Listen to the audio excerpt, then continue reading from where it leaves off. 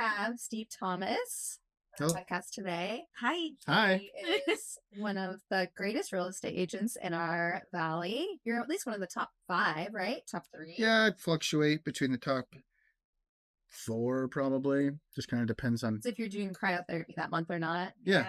Yeah, if I do cryo, I'm on top. Steve, I've known you for a long time. Yep.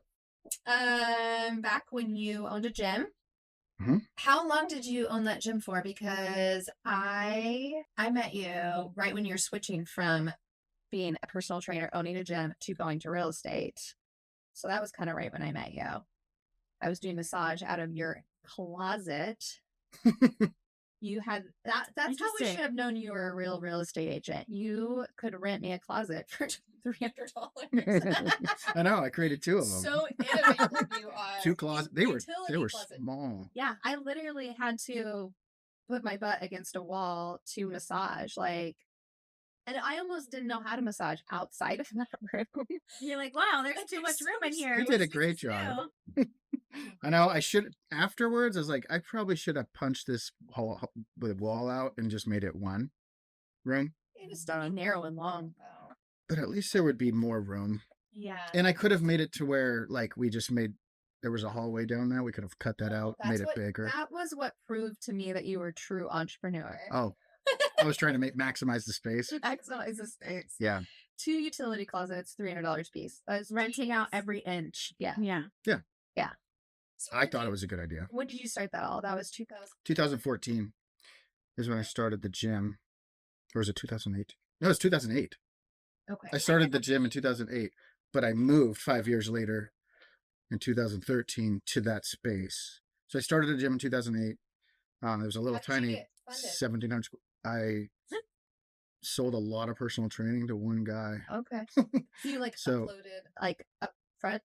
Yeah. Bought a bunch Basically, he bought 20 grand worth of personal training. Wow. I had no money and I had credit cards, and that's how I got in there. So I got and I did all the work myself. So this 1,600 square foot, 1,700 square foot space was a wreck. So I had to do all the work. And so I did everything. I learned how to texture. I learned how to do flooring. I learned how to do painting. I learned how to do electrical work. I got shocked probably 10 times. Nice. That explains a lot, So, actually. I don't know where the panel is to turn it off, so I'm just it was so stupid. Now I'm like, now I don't touch it because I know better, but I've been electrocuted a lot. Well, you've got to the princess world where you delegate now, which is great. Yes. To be. Yeah. Now I don't even change outlets.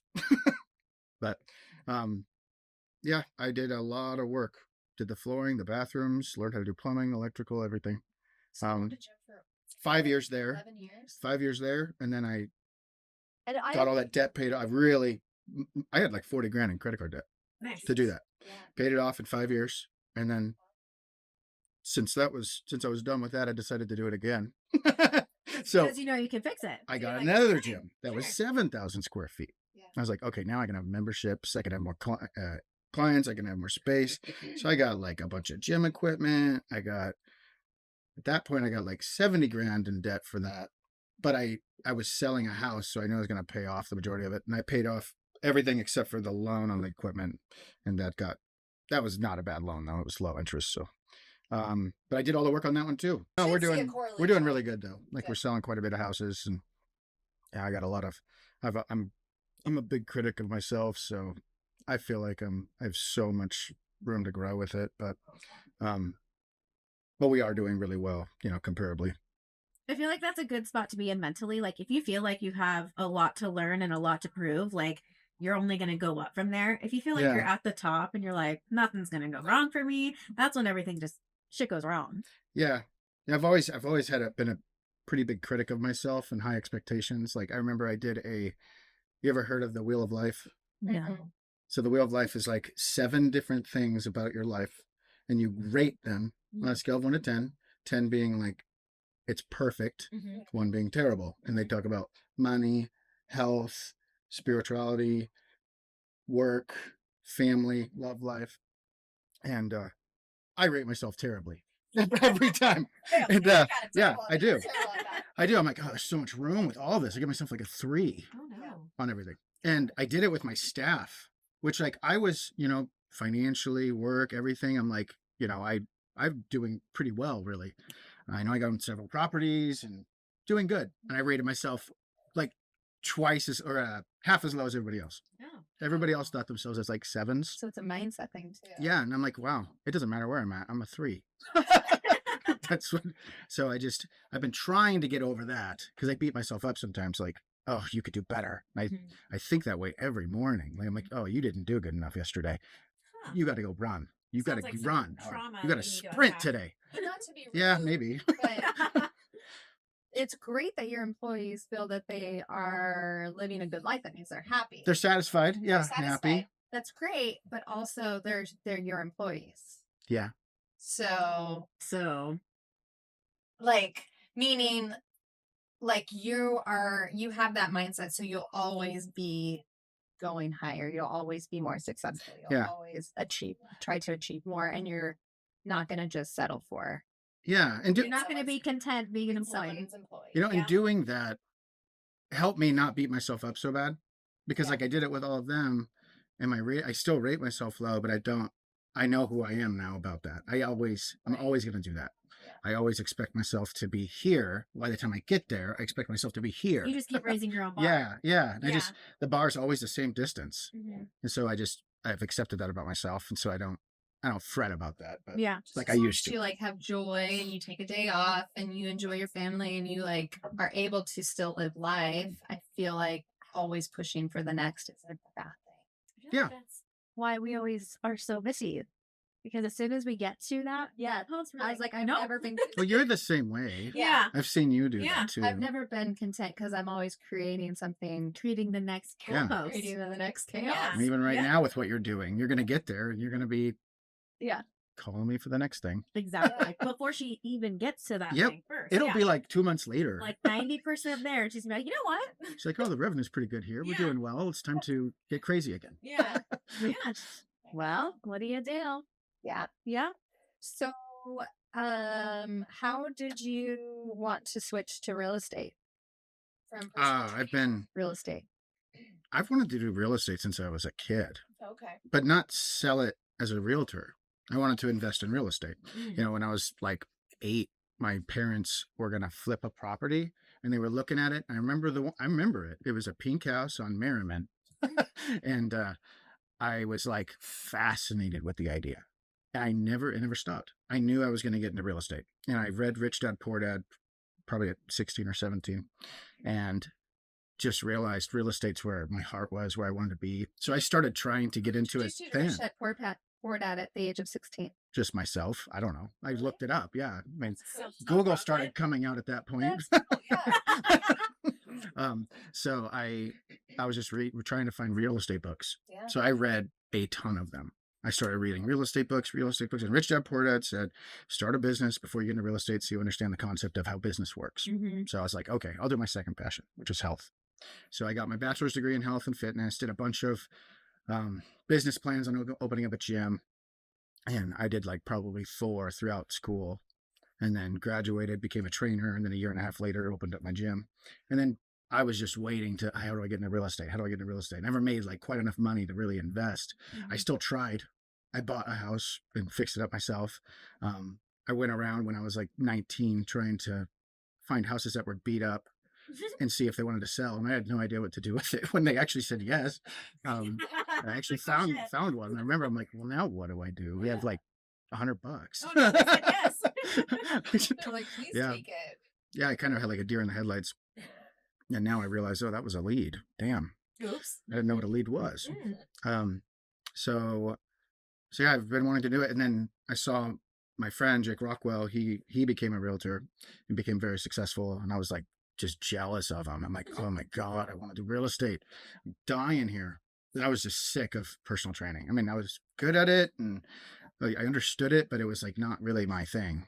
And so I decided to take a leap and just go into real estate. It's like, if I can't invest into it right now because I don't have enough cash flow, I'm gonna get into real estate and just be involved with it. So that's what I did, and I took off. I did 48 transactions in 12 months. And that's a lot. That's too much. I would not recommend that. I didn't like it after that. I liked it, but I was like, I'm working 100 hours a week. This sucks. this is horrible. And I didn't even know what I heard. I mean, I knew what I was doing, but not quite like I do now. Didn't I'm know the like, gravity how of did I it. do that? Yeah. I mean, 48 deals right now with my knowledge now would be, with no staff, would be terrible. That would be exhausting. Yeah. I do like 100 now, but that's with 4 employees. After how many years did you decide to hire an employee to help you? Well, I was talking to a guy who actually we both know, and he was like, "This is how you get more leads, get more leads, get more leads." He was like, and I'm like, "Dude, James, no, I don't want another lead. I realize I don't even have time to sit and drink coffee with you right now, and I'm feeling stressed because I'm here." Yeah. He's like, "Oh, you are at the invisible cap." Yeah. I was like, "I don't know what you're saying." And so he's like, "You need employees." And so he taught me how to get my first employee. And so I hired one, and I went from like 3 to 4 deals a month to 6, like that. Wow. And my life got better. I went from 100 hours to like 70. And I Amazing. was like, whoa, that was cool. So I was like, let's hire 5 more. So I did. And that went terrible. So like I kind of got a little excited. Yeah. And I've never been good at like having giant amount of employees. Like I'm always good with like 4, 5, 6. It took me a while to realize that. I always wanted to be bigger, but like once I start getting too many, like the management gets a little sour because I'm so into sales and with my customers, like all of a sudden I ignore. So it kind of didn't go very well. I was only a realtor for like 3 years at that point. And so Managing employees is its own job. lost some, babysitting. fired some, changed some, and then I just decided to kind of go a little slower and just be picky and not worry about taking over the world. So Another day. yeah, I'll do that later. First, so then I just started being very picky about employees, getting the right people on the bus, and just putting them in the right seats. And I'm still working on that all the time. It's always just about like fine tuning and starting to delegate and finding good employees. Yeah. Because even when I've been doing real estate with you since what, 2020? Since COVID, Yeah. because that was the first one we did was during COVID. In fact, you had it while we were selling your house. Yep. Yeah. You couldn't leave after I we couldn't closed. leave, And we they got were a so big old fight with the buyers and sellers. Yeah, they were so mad I couldn't leave. We gave them a gift and they were like, we don't want it. Okay, because Afterwards. I had COVID and I couldn't. I don't know why they're so I mad. was pregnant. I was like 9 months pregnant Right. with COVID, and they were like, "Get out!" It's like, oh gosh. It's okay. Where was I going with that? That got though? uncomfortable. Oh, just even so from then till now. So that's been 5 years. You used to answer your phone. And I love that you have boundaries now. But you used to answer your phone that at 4:00 in the morning, 9:00 at night. I was like, "What is this dude sleep?" Like he answers my questions anytime I text it. Well, I was obsessed. Yeah. And I started creating boundaries, and I try to work between 7 and like 6. Yeah. That's Otherwise, You do really good now. otherwise it's like if I don't, every other part of my life suffers horribly. Yeah. I've been in and out of relationships constantly, and it's just hasn't been good. So I've just been trying really hard to develop boundaries over the last 4 years, probably 3 years. Did you feel like when you tried to implement those boundaries early on that you were going to miss something? Like, what if that was the call that was going to get you that sale? Is that kind of what made you continue to answer? I still feel that way. Yeah. Like I was at dinner last night. Yeah. And Janelle called me, and I had 3 text messages from different clients about like, hey, check this property out for me, check this stuff like that. Yeah. And it was super hard for me not to like handle all of that. Yeah. But I was literally sitting down with my parents and my daughter and my sister's boyfriend. I meit was just like it just wasn't a good time. And it was like around 6, and it was like I really need to like handle this later. Yeah. And it's painful for me to put the phone away. Yeah. But it used to be easier when I would have a drink, but I'm not doing that anymore. So, The alcohol-free life. yeah, if you have like a beer or something, I could just shut it off. Yeah. Just shut it off. And actually, the last 4 years, I had a drink every night, and it was to shut it off. And it worked. I was like, this is how I have balance in life. I drink at 5. You're off And the clock. I don't care anymore. Yeah. But that has its own consequences. Yeah. And so I've stopped that a while ago. And now I feel the same way I did before. So now I'm like I'm still taking phone calls a little more now afterwards. Right. I'm still trying, but I'm not as good anymore. It's almost like You need a an lockbox. I can't addiction. shut off that You're addicted feeling. to the hustle because you can stop, you can put the phone away, but you're giving yourself like this inch. I don't want I'll to. I'll just answer one phone call. It's Yeah. just one. I'm not gonna stay up all night on the phone. It's just, But if people don't write me back within a couple of hours, I do judge them a little bit on their business skills. Like if someone takes a while to get back to me, I'm like, I mean, but I give them a couple of hours. For me, I'm like, man, if someone messaged me and I don't get back to them within a half an hour, I feel like a bad business owner. Well, like that's an interesting thing to say because it's like, well, I get Thank you, Steve. I get like 30 to 50 text messages every hour. ew. And I get sometimes it'll only be like 10, but in general, when it's like during the day, Yeah. my phone is blowing up. Oh no. And so sometimes I miss a text. And I don't Watch mean it to. now. I don't mean Well, to. But you it's never like, miss my but she's text. right. But I try really hard, but there is times where I'm like, I clicked it somehow and I don't remember it at all. No, I've because you're had just that like lately. going and No, you just I like think it's my phone. I Is feel it? like they maybe text me while I was on it, and then so it doesn't show Somehow it it like, as black. yeah. But it's, But I know how busy you are and how many deals you have going right now because it's part of me is like, is there a way that I can just use your phone number and I can just do it for you?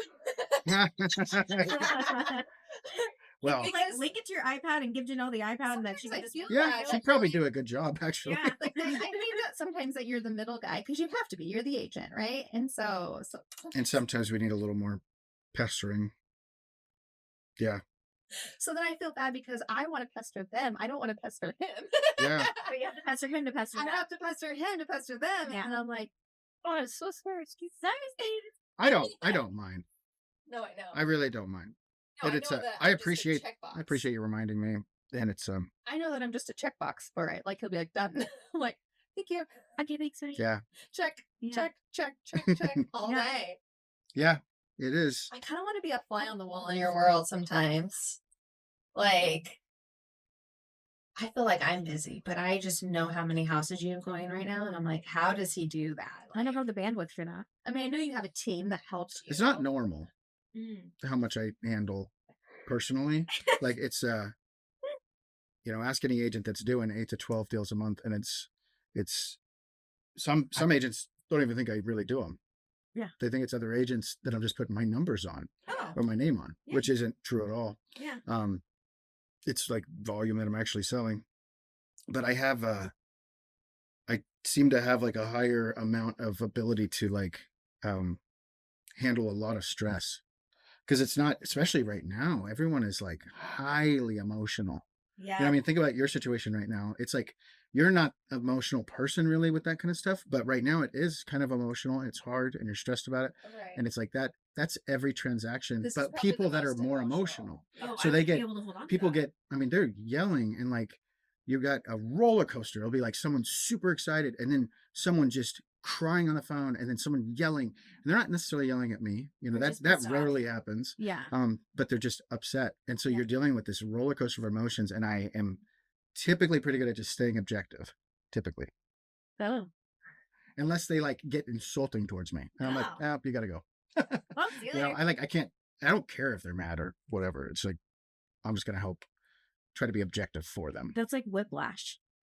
Yeah. On a daily basis. Yeah, but I don't often get pulled in that direction. And if I No. start getting pulled in that direction, I know that there's something personally I need to work on. So like, okay, there's something bugging me right now.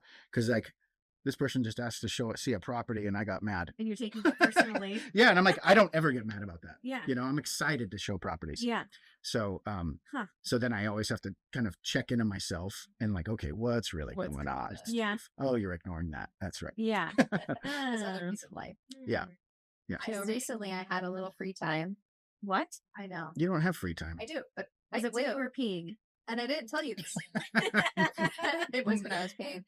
And I was like, you know, I was like, I have a little bit of free time. It should be kind of fun if I joined Steve's team. Yeah. Let's both do it. I literally thought that Yeah, this come on in. recently. And then I thought about that roller coaster of emotions. I don't know if I can deal with that. I love real estate. You're good at it. I Yeah. love deals. I love like creating a picture for people of what a property can look like because I have it in my head and I can totally, and I have passion for it. And I love manipulating deals. I love manipulating numbers. I love the whole thing. Just not the people. I just don't know if I can do it.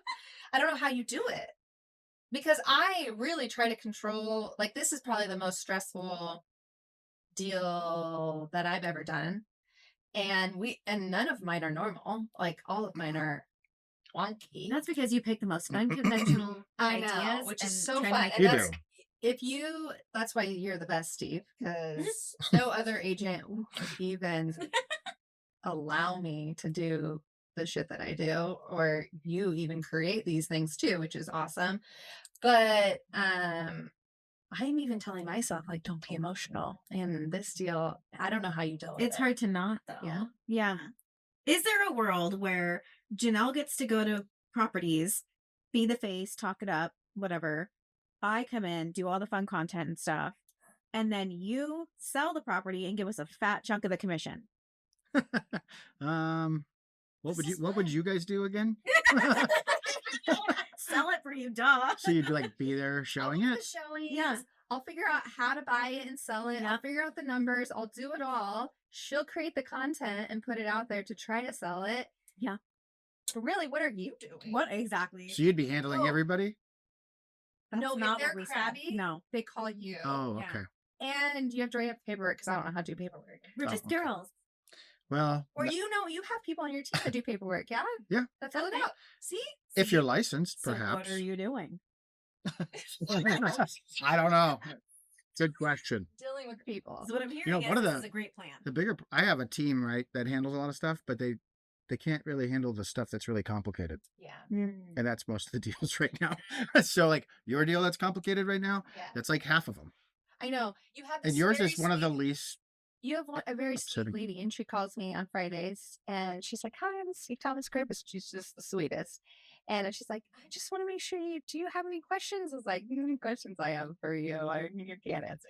It's true. I was like, "No." You should mess with her one day.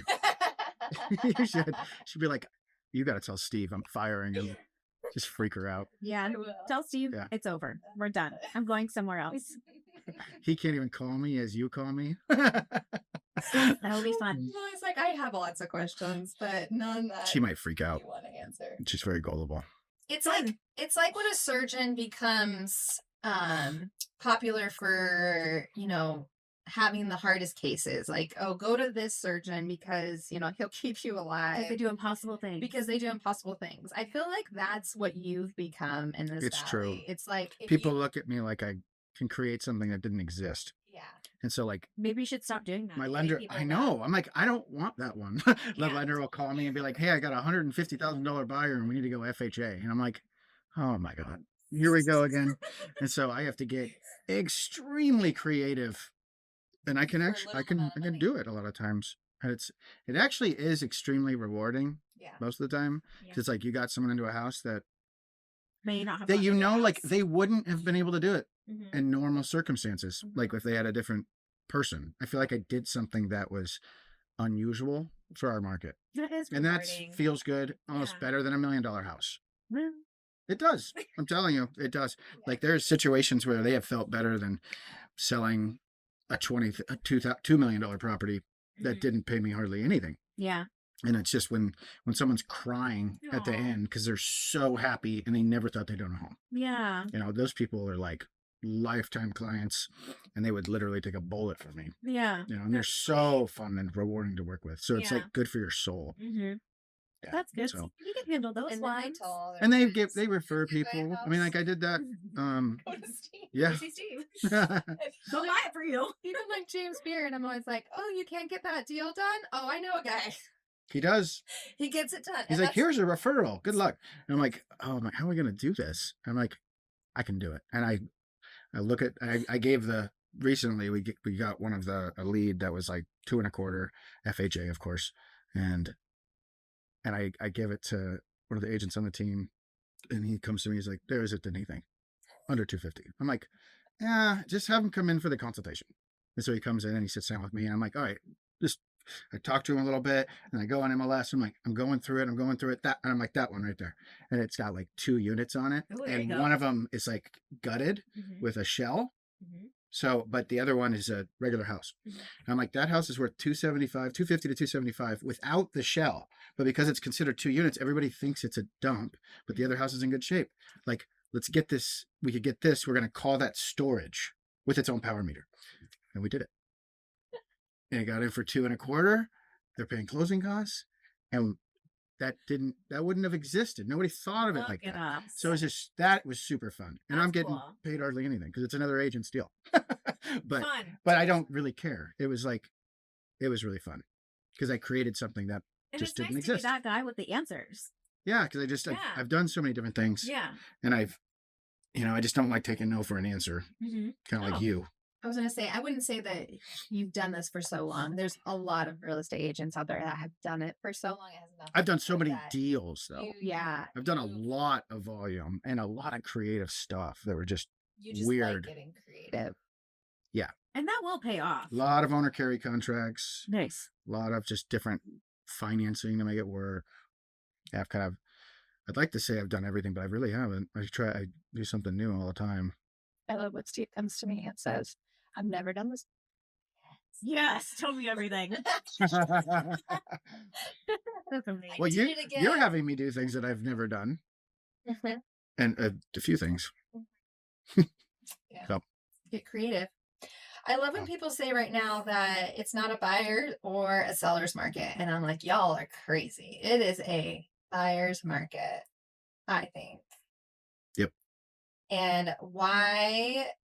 So everyone's like, it's the interest rates. I'm like, for one, this is my opinion. You can tell me your opinion. It's all opinions because it's not like it matters. But I really don't think interest rates are going to get much lower for a very long time.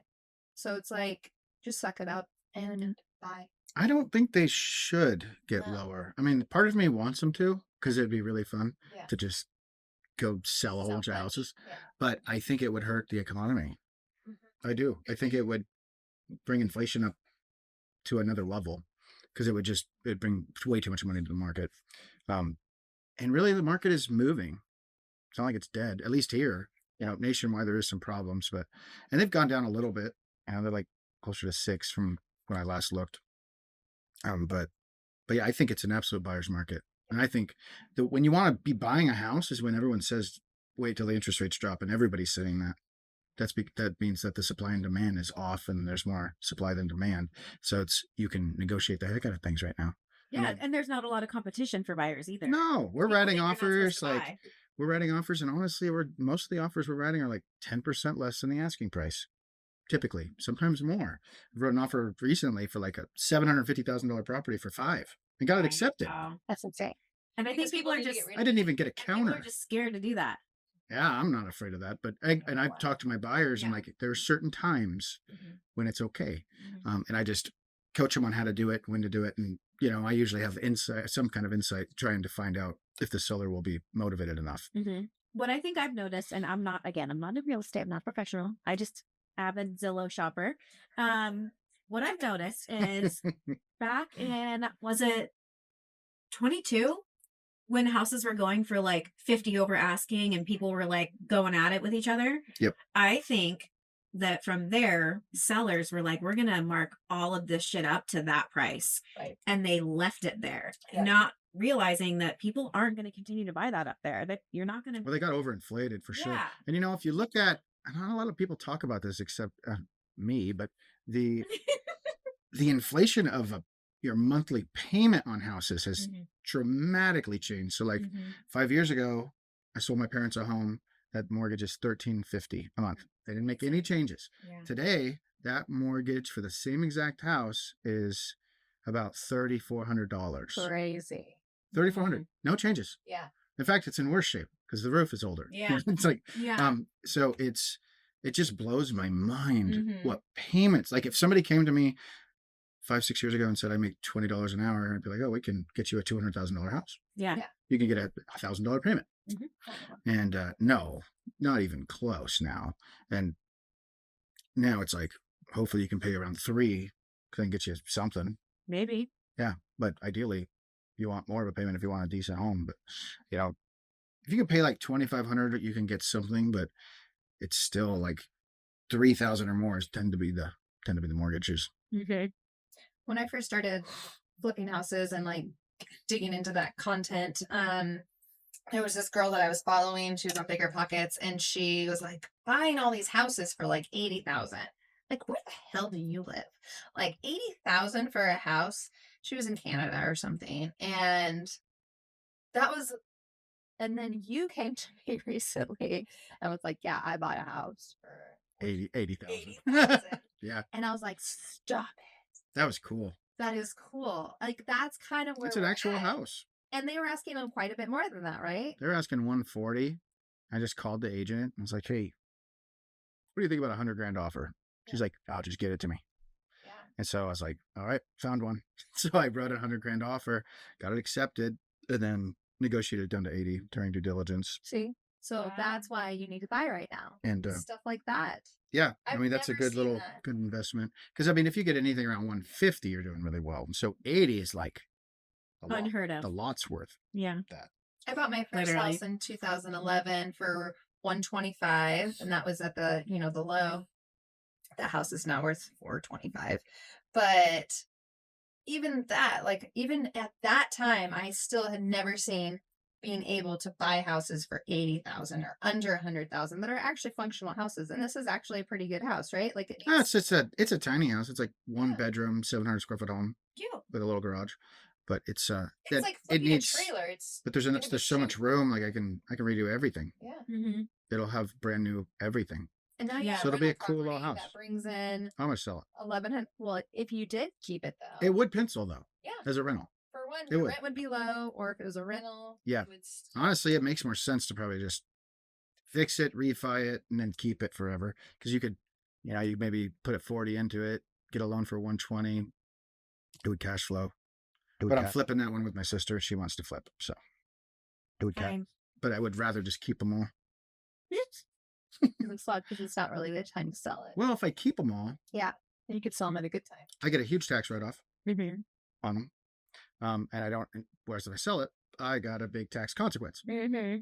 And it's also not long-term capital gains. I mean, we don't have to get into that, but if you're selling we it, do. if you're selling it quickly, you have a bigger. I'm not a CPA, so We're gonna go talk to Nicole. talk to your CPA. But it's if you do it within 12 before your 12-month mark, you're doing short-term capital gains, which is like part of your income. Mm-hmm. So you got your maximum tax consequence.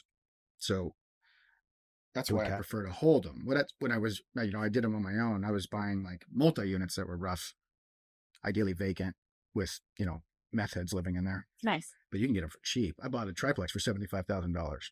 You just had to find the method ones.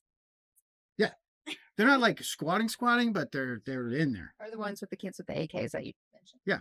They're just in there because nobody. I tell you, agents do not want to go in those properties. Yeah, I bet. No, they were not going in. And I'm sure buyers don't want to look at them either. I grew up in a by Howard Elementary School, so I was comfortable with that rough neighborhood. So I just stroll in there with them in there. Mhm. I'm like, hey, I'm just an agent looking at it, and they're like, okay, they don't really do anything. Yeah. And then when we got an escrow, I just did a security fence. Said I brought some people with me that were bigger. I was like, well, it's time for you to go. They're like, okay. They don't really put up a fight. And then secure it It's with just for show. yeah. They were harmless. And then just secure it, and that was it. I still have that one. That was a good one. 3 units rent. I mean, that's awesome. Yeah. It's got Bear Creek frontage. Amazing. What a great view. Yeah. For those who don't know Bear Creek, it's not good. It's not No. good. Talk about method. Steve's actually trying to sell me that. I'm keeping it forever. I'm keeping it Good forever. friend. It cash flow is too good. That's smart. Yeah. And I refied that and pulled all my money back. Oh, that's great. I didn't even put any money in that. I did, but I refinanced it, had a partner with it, paid him off, paid off the stuff I put into it, and then Just kept it and it cash flows really well. What's the acronym for that? The Burr method. Do you do that a lot? What's the Burr method? Buy, rent, refinance, repeat. Oh, yes. Yep. I do that.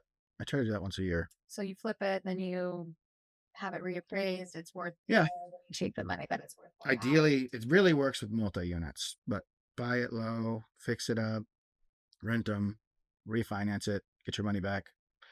Ideally, it should cash flow. For me, I like it to cash flow $1,000 or more, and then keep it, and then do it again. You know what my favorite It's like a hack. favorite A little- hack. Well, you can reuse the money Yeah. every year. No, It's that's pretty great. cool. That is cool. And then you're 1031ing, so then you don't pay taxes on it. If I sell it, If you pull the money out and no, there's no refi when you just keep it. oh yeah, you just keep it. But you don't pay could- taxes on that. Mm-mm. So if you refi anything, there's no tax consequences on That's right. loans at all. So you could have $1 million investment that you get $1 million on a It's loan on. technically just a loan. You can spend it however the heck you want. Hmm. I mean, you know, that's what a lot of rich people do. So if they have like Most of the rich if they have people do. $5 million in equity, they'll let's say they refi it at 70% value. So they pull off 70% of that and they pull out, what is that? $3.5 million. So they pull $3.5 million and then they just spend that, and that's the way they live. Mhm. And the mortgages are all getting paid by the tenants and a little cash flow, Mhm. but they're spending that $3.5 million for the next 5 years. And then so they got a $3.5 million refi and it was worth $5 million. 5 years later, it's worth $8 million, let's say. So now that gap, and the payments have been going down, the principal's been going down. So now you owe maybe $3 million and it's worth $8 million. So you got another $5 million gap. So they'll refi again. Huh. And they'll just do that. They'll live off the equity for the rest of their lives. Oh, okay. Well, But you have to have the equity. So like your idea is to get a ton of equity in properties. And when you get enough, you don't have to pay, and they don't pay any taxes on that. Love it. None. amazing. You pay taxes if you ever sell them, or you pay some taxes if you with collecting the rent, but you also have depreciation costs that you can take down on that to offset the income. It's pretty cool. Yeah, that's awesome. What about DSCR loans? Music bar. Those are cool. You know, they're like 8% interest, so they're a little higher. Mhm. But if your pencil's right, they're cool. And they're just simple. DSCR loans, you like just need it's all about the property. So if you have decent credit and the property cash flows at the mortgage or more, then you can buy it. Huh, which is so great for It's an very simple. entrepreneur because you don't have to provide Well, it's such a pain to get loans. such a pain. I'd rather just try to get a good deal and pay 8%.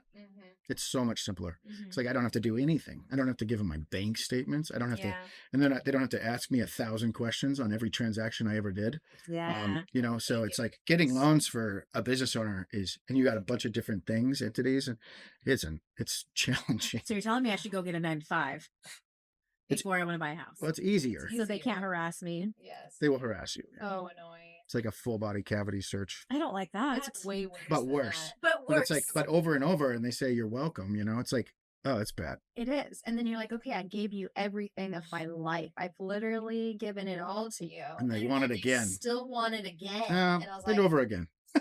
It's terrible. this is so awful. bad. It is so Yeah, the guy that's coming this afternoon would be good contract. for her to get in contact with. Yeah, he's really reasonable. He does a great job. Mhm. I've known him for a long time. It's a funny story how he bought a house. So he worked for a company. This is probably 6 years ago, and he called me on accident. So he called me as like, "Hey, do you have any rentals?" He thought I was a property manager. I was like, "No, I don't. What are you trying to rent?" Yeah, I'm like, "This guy might want to buy." Whatever. Yeah. I was like, back then you could get a $200,000 house, right? Yeah. And so he was like, "Oh, I'm looking for something for $1,500." I'm like, "Oh, you're not renting. Like, I'm gonna get you to where you can buy. Like, talk to me a little bit." And so he was open to it, and I was like, "How do you think your credit is?" And it was decent. And I'm like, "Okay, do you have any? What do you got down for?" Had like $8,000, and at the time that was enough. So Mhm. I was like, "I think we can get you a home." Anyways, we got him a home, and he's been a big referral person for me ever since. Amazing. Got him a house, and then he became a contractor. He did construction his whole life, but Mhm. it was kind of funny because I was like, big client of mine that was a wrong number. It That's amazing. Funny. was cool. Yeah. I never kick those off the phone. I do that all the Yeah. time. If somebody calls me an accident, I try to see if I can spin it. You wanna buy a house?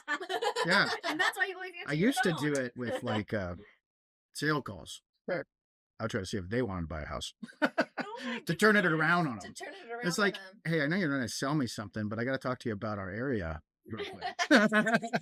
This is a pretty good area for like if you want a second home. See, that's why I can't be a real estate agent because I'm not talking to anybody. I don't want to talk to anybody. Oh, you have to be able to talk to people. No, I don't want to answer my phone. I don't want to call people back. I don't want to try to sell them So, like, anything. It's all about talking to people and Absolutely. face to faces. So No. I track Two things I everything. hate. No, every day he's like, how many people have you called this week? I can guarantee you if you call, I'm like, Well, I know the know. numbers. Like I I know. literally write down Statistically. how many calls I make every day that is related to like maybe calling past clients. And it's not even about selling. I'm just trying to talk to them to see how their house is. And I am talking to people all day long. That sounds So like awful. I call 30 to 40 a day, and every 30 calls I tend to get about 1.8 leads. So like I just track how many calls I need to make, how many talk-tos I have to do. And I actually enjoy it. Oh. Like I want to talk to these people. If I don't want to talk to them, I take them off the list. Oh, So like past clients, VAPs, people like that. Or if they I'm really trying to be picky about the circle Mhm. that I have, so that I enjoy work. yeah. You know, and I tend to get, when I get referrals, they tend to be kind of like them. So Yeah. they're, you know, because someone was a pain in the butt, you're like, off my list. Yep. I don't Yeah. call them back. Or I don't call them again. I mean, Yeah. yeah. So just, Huh. most of them are all great. It's just once in a while, Yeah. they're a little tougher. I like that about referrals because you already worked with who referred them already. And Yeah. You already know you like them. And there's some trust there. Yeah. They trust you. They like Mhm. you. And so it's like, you already have the groundwork there. So. The other source that's been great is actually Google. You know? The Google reviews Mhm. have made it so powerful as far as like, Speaking of, it feels like a referral. I have you both here right now. You want Google reviews. You want a Google review? And I texted you about it. I And thought that was an accident. Can I texted do you that? About it. Can I do it on my, I gotta be honest with you. I'm computer illiterate. So like You literally just type. I have to be signed into my thing on my phone. Uh-oh. There was I a sent link. it to I 5 don't people. I don't know And my you password. too. I have you in the same. I don't know my password. I had you. I can do it on my laptop or my computer. Love, I just put you both on the spot. All right. I'll do it. 5 stars. Love the energy Oh gosh, here. stop. No, you don't do it right now. I love how we're doing this right on the podcast. Love the energy here. She's not salesy, not forceful. She doesn't send you links to make you write Doesn't a reviews. Ever corner me into decisions. Always tells me what I need to do that's Gosh. best for my health. I shouldn't have looked at my phone. Uh-oh. I told you, 30 Anxiety. text messages. 30? Wait, no, let's see how many I got. Let's see. Oh, it's only 15 and 10 calls. No. Oh my god. That would make me nuts, bro. That's not too bad, but I did look at 5 of them while you were doing that. I couldn't help it, and they like sucked me in. That's why I have one. that's why I leave my phone on Do Not Disturb all day, every day. It's on that, but I looked at it See, okay, well, don't. because I Look was at like it. I was going to look at the, I do that too, and her then I get Google. like Yeah. distracted. and then I with other things. I started getting completely lost. Yeah. Yeah. A lead called me, I mean, it was just a lot of different, who knows what else is there, Well, we're not going to look right now. but I'm used to that. I'm usually pretty good at being like, okay, I'll come back to you. It'll be okay. It'll be okay, All baby. my problems. We're not breaking up. It's just No, It's no, I just okay here. need a break for a minute. I have 3 texts. I know. I So- feel like you should put your phone in like a lockbox There you go. at a certain time. Yeah. I None get, of these texts are from anybody important. it's so hard for me. Or maybe have a separate number. I need to try weed or something. I don't know. No. With Maybe- gummy? Do you have 2 phones? Yeah. You do have 2 phones? No, well, I have an office phone. Okay. I feel like you need 2 phones. Like a phone for after hours that only like Every time I have 2 phones, I just use both. That's what I was going to No. say. It's Like, not I don't, yours. I'm not good at it. it should Like, just stay at home. I almost need 2 phones where someone else has the phone. You I'm leave just it at not the office. Good at, well, I have an office line, but I don't even run that. The staff do. I feel like for me, like I can't turn my phone off because like someone might call, or like your daughter's mom might call you and be like, hey, like you can't just lock your phone away. Like you got life. It's just a risk I got to take. Yeah. No, just kidding. Like have like It's a true though. second Like, emergency phone or yeah, something. it's true. Or like I It's think hard there's a to. setting where only certain numbers can get through. That was a slippery slope with my do not disturb. I was like, oh, I'm good. I have like my kids can get to me, my parents, my husband, But and that's it. And but then the I main started adding dials. people to it. Oh yeah, that was Yeah. cool. I like you Now at 5 everybody can a.m. call you? texting me pictures of this setup, and I was like, who is trying to get? Can't you ahold of get through me? if you FaceTime them? I don't know. Yes, you can. I do know that from my past life. When you had an iPhone. No, Oh. someone in my life was supposed to be somewhere at a certain time, Oh. and I won't hash my old life to you. But anyways, I was like, "Ooh, if you FaceTime them, it goes through." And then I did, and then I was like, "Wake up, you gotta go." You can FaceTime people when they're forwarding it too. I think. Dude. I think. Yeah. And this is why we can't have boundaries. Yes. Because people like us who don't have boundaries don't respect other boundaries. It's very true. Yeah. I'm surprised Janelle hasn't tried that He's on me. that's a little He hasn't different responded in style. 30 minutes. We try him. No, but that's the thing. I understand that. Like, I try to keep professional boundaries. during business No, hours. you're cool. Yeah. As long as you harass people during business hours, that's fair. Like my business hours, Not are yours. 5 a.m. No, not yours. Like a normal. So my do not disturb turns off from 9 to 3 every day because I make my own hours. If I want to work until 3, that's it.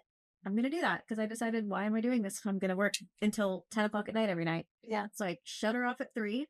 Anything that comes in during that time overwhelms me, makes me crazy, and then by 3 o'clock, I'm like, now I can actually work, not be on my phone this whole time. But I feel like that's like a reasonable hours for people to actually be able to get a hold of me, and I should respect that they're trying to get a hold of me and respond to them and not continue to let them go to voicemail. Yeah. Right? That's fair, right? Okay. Well, I don't know how much longer I'm going to do that. Cool. All right. Well, thanks for having me. Yeah. Thanks for all your knowledge. Yeah. See you next time on the Dirty Business Podcast.